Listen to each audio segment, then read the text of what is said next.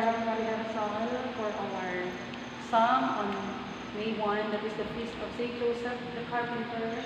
That is our patron, and I am going to practice James Chano. Say hi, James. Hi. And of course, Ate John and Ate John. They will be singing by Jowo. So, magkanta silang duha. Mag-duet sila.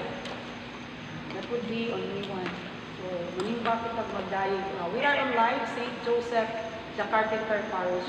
Live niya na, please like our page, St. Joseph, the Carpenter Parish. So, live niya na, Pontifical Mass, that is 10 a.m. Good morning. Good morning na siya. Good morning. 10 a.m. Pinas time na siya, Pinas time. Okay, this is Gipadaya, 11, verse 17, 12, and 10. Puni by Rudy Villanueva, Monsignor Rudy Villanueva. Shout out. Thank you for this.